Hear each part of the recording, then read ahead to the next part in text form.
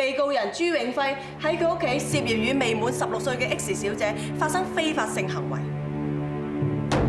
由於受害人亦即係本案嘅第一證人同佢嘅女同學第二證人，佢哋嘅年齡都係未滿16歲，所以為咗保護佢哋嘅私隱權，我哋喺整個審訊過程中，我哋會稱呼第一證人為 X 小姐，第二證人為 Y 小姐，而佢哋喺庭上亦都會以視像形式去作供嘅。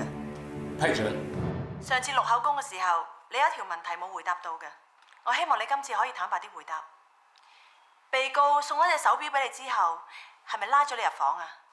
送俾你嘅。哇，好靚啊！好中意呢隻錶㗎。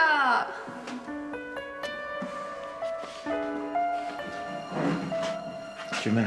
你唔中意我？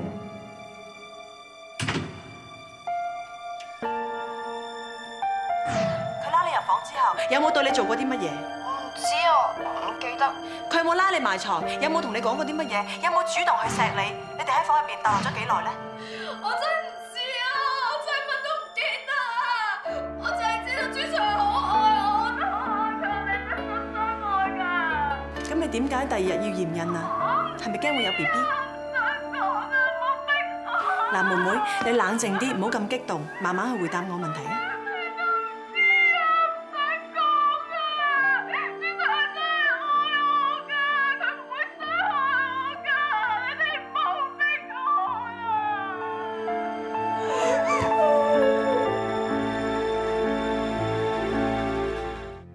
妹妹，你同 X 小姐係咩關係啊？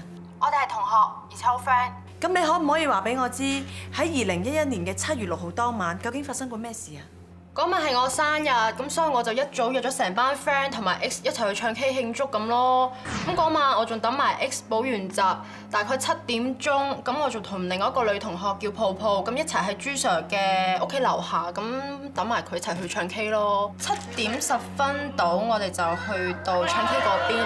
咁我見 X 成晚都唔出聲咁樣，我咪諗住佢唔舒服咁咯。多人開嚟先講。咁我哋喺廁所傾咗就好耐，咁傾到8點我就送咗佢翻屋企。你哋喺廁所入邊傾啲咩啊？佢突然之間同我講話好驚有 BB，我驚有 BB 啊！咁我梗係第一時間問佢乜料啦。之後佢就話啱啱同咗個男人發生咗關係，轉咗佢嘅第一次俾咗嗰個人。咁佢有冇講個男人係邊個？有，嗰個人咪就係朱永輝朱 Sir 咯。咁你聽到之後，當時有咩反應啊？咁朋友俾人搞喎，咁梗係戥佢唔抵噶啦，咁我咪即刻攞咗 X 個電話打去鬧個朱 Sir 咯。點知嗰個衰人死都唔肯認我，仲鬧翻轉頭話我咩多管閒事啊，之後 cut 埋我線咁賤格噶。第二日我就買咗支驗孕棒，咁拎咗翻學校俾 X 去驗。咁好唔好彩咁俾 Miss 發覺咗之後，連佢屋企人都知道，於是就報警。雖然我係感覺到佢係中意我，但我對佢真係冇嘢㗎。佢咁講，可能佢一廂情願自己幻想個故仔出嚟。嗰晚佢照平常咁嚟補習，跟住就話補完習之後約咗朋友唱卡拉 OK。補嗰陣時都心不在焉㗎啦，仲問我可唔可以俾佢早啲走。我話梗係唔得啦，我仲鬧咗佢幾句。點知俾佢話翻我轉頭冇權管佢，可能就係因為咁啦，佢咪夾埋 Y 小姐嚟屈我啦。咁即係話喺案發當晚，你根本就冇同佢發生過性行為。梗係唔會啦，我係佢補習老師嚟，我點會做一啲咁缺德嘅事咧？你話你同 X 小姐並唔係情侶關係，咁你可唔可以解釋一下案發當晚你點解要送隻手錶俾佢咧？因為佢成績進步咗，咁我送隻手錶俾佢獎勵下佢都好正常啫。你頭先話你好中意買啲禮物去獎勵學生，係一件好平常嘅事啊！嚇，咁你有咁多學生，你咪要準備好多禮物？你有冇試過送禮物俾 Y 小姐啊？有冇試過送俾其他同學啊？咁又冇喎。你一時話平常，一時話冇，你講嘅嘢根本前後矛盾。不如等我幫你講呢個真相俾大家知啊！真相就係你送隻錶俾 X 小姐就係想氹佢，等佢放下戒心，然後用甜言蜜語引佢入房，跟住侵犯佢。冇喎，真係冇掂過佢，你唔好屈我啊！法官閣下，我反對。反對有效。主控官，你係唔應該用你嘅推測嚟到盤問被告人嘅，咁樣係唔適當嘅。係嘅，法官閣下。咁我換過另外一個問題。被告，你話案發當晚 X 小姐補完習之後就離開咗，但係晚上大約7點半左右，佢打個電話俾你係咪啊？係。你哋之間講過啲乜嘢？佢打電話嚟問我功課，咁我答完佢就收線咯。你之前先鬧過佢啫喎，佢咁快打電話俾你問功課，你根本就前言不對後語。咁呢個問題你係咪應該問 X 小姐唔係問我啊？你根本就係大話連篇，推搪責任。法醫報告清楚咁列明 X 小姐當日曾經同人發生過性關係，而佢之後嫌人嘅舉動就係鐵一般嘅事實。而且當日只係得你同佢單獨相處過，如果唔係你侵犯佢嘅，仲會係邊個？嗰晚佢夠有同啲索 K 男一齊去卡拉 OK 咯。法官大人 ，X 小姐並唔係你所睇佢表面咁乖㗎，其實佢好曳㗎，佢成日帶埋衫嚟補習㗎，補完習啊化晒妝，同啲 VVV 嘅男仔成日去街，我話極佢都唔聽。仲有啊，佢屋企俾幾多零用錢佢啫，佢邊有咁多錢去買化妝品買衫啫？所以我曾經懷疑過，根本佢係做援交嘅。好啊，你話佢係一個 rap 妹，周圍去玩啊嘛。咁你可唔可以話俾我知，佢平日換嘅衫多數係着咩色啊？黑色啊、白色啊定係紅色？我唔記得啦。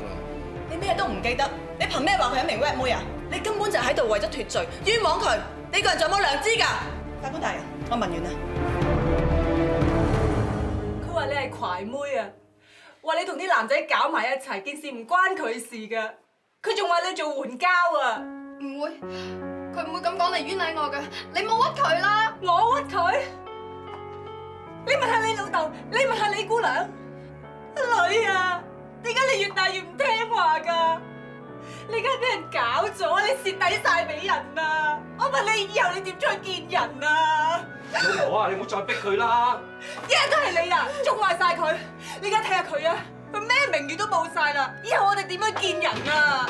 去邊啊？去邊啊？我想走啊！想翻屋企啊！唔想再留喺度啦！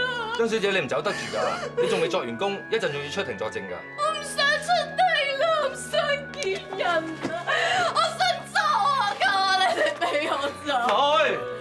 聽我講啊，勇敢啲企出嚟，將個真相講晒出嚟啊！咁成件事就可以解決㗎啦。嗰晚佢拉咗我入房之後，佢就同我講話，佢好愛我，於是我就同佢上咗床，將我嘅第一次俾咗佢。咁事發之後，你係幾點離開被告人嘅屋企啊？7點。跟住之後去咗邊啊Y 小姐同抱抱喺朱 Sir 屋企樓下等我，跟住我哋去咗場卡拉 OK， 同 Y 小姐慶祝生日。咁你去到卡拉 OK， 當時係幾點啊？7點3左右。跟住呢？我見人多，於是乎拉咗 Y 小姐去洗手間嗰度傾偈，一直傾到8點左右。Y 小姐就送咗我返屋企，跟住我成晚都冇再出過街啦。咁即係話喺案發當日，由你放學到返屋企，喺呢段時間入邊，你都只係同被告2個人單獨相處過，係咪啊？係。法官閣下，好明顯，案發當日同 X 小姐發生過性行為嘅人，最大嘅可能就係被告。被告請起立。案件編號 KCCC 2334/2011，非法與未成年少女發生性行為一案，本席作以下嘅宣判：喺案中嘅第一證人 X 小姐同埋第二證人 Y 小姐，本席相信佢哋嘅證供係誠實可靠，絕對係講出咗事實之全部。而案中嘅被告人同埋佢嘅辯護律師，曾經多次企圖抹黑證人。特別喺被告人被主控官盤問嘅時候，係多次迴避、閃爍其詞，絕對唔係一個誠實可靠嘅證人。